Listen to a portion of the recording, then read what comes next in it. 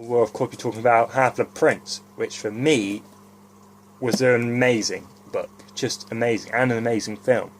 It's got a lot of romance in it, which was quite unexplored territory in Harry Potter at this point.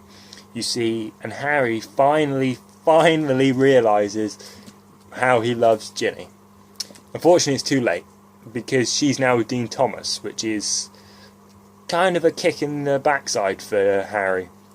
And Ron finally realises he loves Hermione, but he's with Lavender. And the only time he realises it, when he's been knocked unconscious because he's poisoned. Really, Ron? Really? That's just typical of you. And it gets stupider and stupider, the things that is going on. And the reason that J.K. Rowling, for me, put in this comedy was it was basically the light before the dark.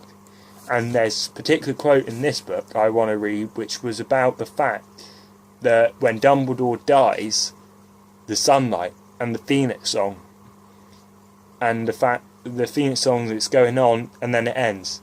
And for me, the moment when it ends, that's when the whole war breaks out. When Snape gets to be headmaster of Hogwarts, all hell will just break loose. But you also see Dumbledore in a different light. He's vulnerable, he's weak, he's relying on Snape almost, but you don't actually know that till number 6, when he says, do you think that you are asking too much? And it turns out he made a promise to Lily to protect, it was over a dead body, but for me the theory was he made her a promise that he'd look after Harry. And I think that Lily also at some point has probably appeared to Snape in spirit form and told him to look after Harry. If he ever loved her, he'd do that for her. That was probably her dying thing she said to Snape. And the thing is, Harry and Ron, they've finally grown up. They've grown up a lot. They're more mature, they're more... Well, Harry, it's Ron, there's still a slight immaturity. And one thing I love about number 6 is you finally get to see a bit more of a Quidditch match than you normally do. I know you see them in number 2, but in number 6 it seems a lot more brutal. It seems more like a lot of the Gryffindor versus Slytherin. They had something to prove to each other.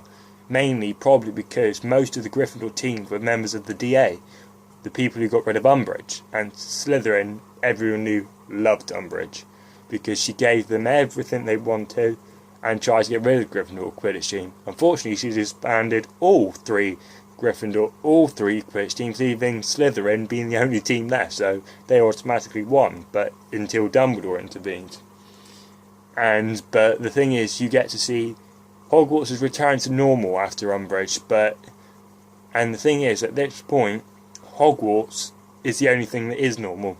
The rest of the world, there are people dying daily, muggles, wizards alike, and there's slaughter, there's people going missing. You don't know whether you're going to get a letter saying that a member of your family's died, and that's horrible. And for me, at this point, it's kind of a throwback to what was going on in places like Afghanistan. That's what it was really about. It was about the fact is you didn't know who your enemy was. You didn't know who was under the Imperious curse or things like that. But the thing is, you have to learn to, like Dumbledore said, you have to be willing to give everybody a chance. And a lot of people second, even third, fourth, fifth chances. Because in the end, everyone, at some point in their life, will do the right thing if they're given a chance. If no one gives them a chance, of course they're going to go bad, because there's no help out there for them. And Harry and Ginny finally become an item. That was a key point for me, because I'll admit it, I'm a Harry and Ginny fan, and I'm not ashamed to admit it. And this is also the last time you see George in a key role, not in a key role, but with both of his ears attached, apart from one small scene in Deathly Hallows. So, and last proper scenes, you'll see Fred alive.